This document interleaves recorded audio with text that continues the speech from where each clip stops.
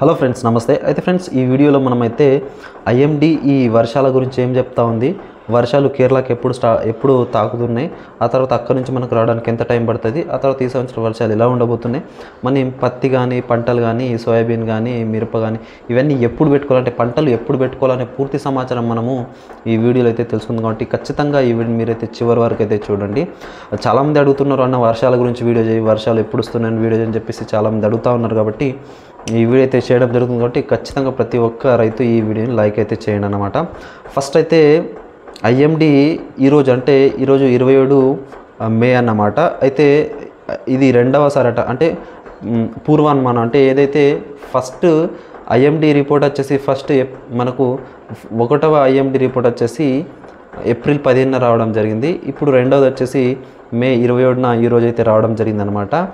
అయితే ఏం చెప్తుందంటే ఐఎండీ కూడా ఫస్ట్ ఏదైతే చెప్పిందో ఇప్పుడు అదే చెప్పింది. మనకు జూన్లో కొద్దిగా వర్షాలు తక్కువ ఉండి జూలై నుంచి పికప్ అవుతాయి అనమాట. వర్షాలు మొత్తం స్ప్రెడ్ కావడానికి కొద్దిగా టైం పడుతుందని చెప్పడం జరిగింది. ఆ తర్వాత ఏంటంటే ఈ సంవత్సరము సరాసరి కంటే కూడా కొద్దిగా ఎక్కువ ఉంటుంది. అంటే సరాసరి అంటే 100% అనుకుంటే 106% వచ్చేసి మనకు ఈ సంవత్సరం వర్షాలు ఉండబోతుంది అని ఐఎండీ అయితే ఈ రిపోర్ట్లో కూడా చెప్పడం జరిగిందనమాట.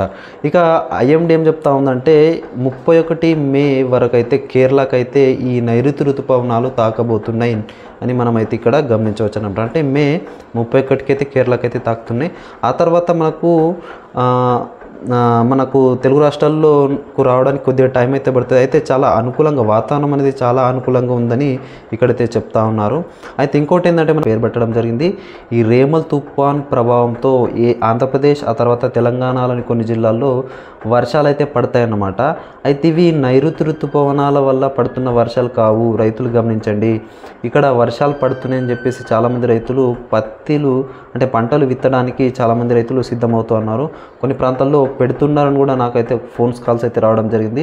దయచేసి ప్రతి రైతుకు చెప్పే విషయం ఏంటంటే, ఇట్లా పెడితే ఏమవుతుందంటే ఇప్పుడు వర్షాలు పడుతున్నాయని ఓకే పెట్టేస్తారు, ఒక వారం 10 రోజులు వర్షాలు పడకపోతే అవి ఎత్తినా కూడా అవి చనిపోయే ఆస్కారం అయితే ఉంటుంది, మొలకలు అనేటివి.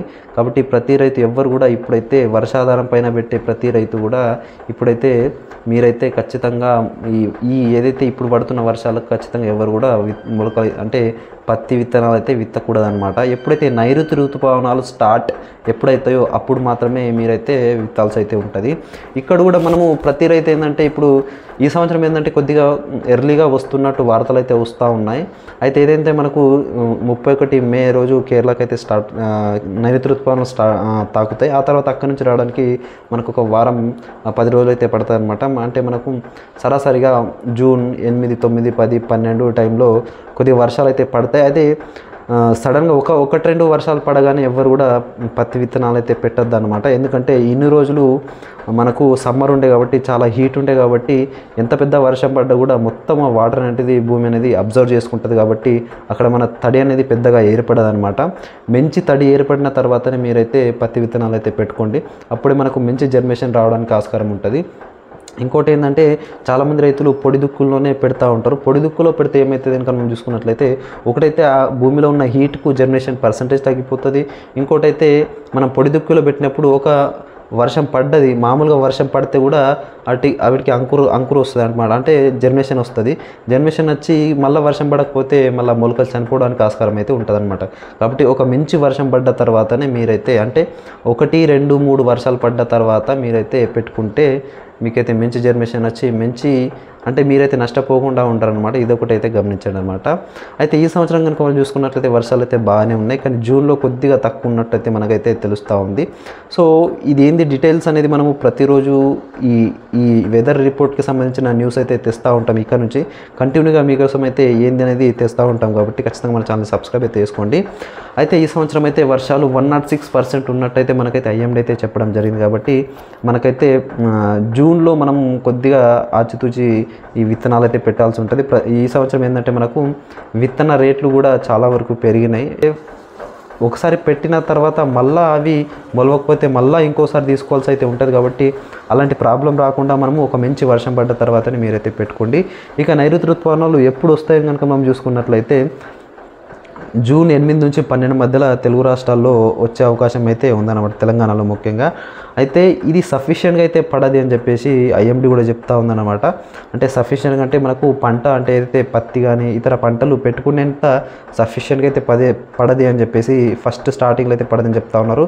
ఇంకోటి ఏంటంటే మనకు జూన్ 15 ఆ టైంలో మనకు పత్తులు పెట్టేటట్టు వర్షాలు పడతాయని చెప్పేసి ఐఎండి నిన్నటి మన ఏదైతే ఈరోజు రిపోర్ట్ ఉంది కదా ఆ రిపోర్ట్లో అయితే చెప్పడం జరిగిందనమాట. ఇక్కడ ఒక మీకు ఈ భారతదేశ పటం అయితే ఇక్కడ ఇవ్వడం జరుగుతుంది. ఇందులో మీకు బ్లూ కలర్ ఏదైతే ఉందో ఈ బ్లూ కలర్లో సఫిషియెంట్ అంటే నార్మల్ కంటే ఎక్కువ వర్షపాతం కురుస్తూ ఉంది. ఎల్లో రాష్ట్రాలు ఉన్నాయిగా ఆ ప్రాంతాల్లో నార్మల్ కంటే కొద్దిగా తక్కువ వర్షపాతం కురుస్తుంది. ఆ తర్వాత రెడ్ ఏదైతే ఉన్నాయో రెడ్ స్పాట్స్ ఉన్నాయి కదా అక్కడైతే బిలో నార్మల్ వర్షపాతం అయితే ఉండబోతుందని ఐఎండి అయితే చెప్పడం జరిగిందన్నమాట ఈ ఇమేజ్ ద్వారా. సో ఇక్కడ మనకు చూసుకున్నట్లయితే తెలుగు రాష్ట్రాల్లో కూడా మనకు అబో నార్మల్ వర్షం అయితే ఉండబోతుందని మనమైతే ఇక్కడ నుంచి అంటే మన తెలుగు రాష్ట్రాలు అయితే సేఫ్ జోన్లో ఉన్నట్టు మనకైతే ఇక్కడ కనబడుతూ ఉందన్నమాట.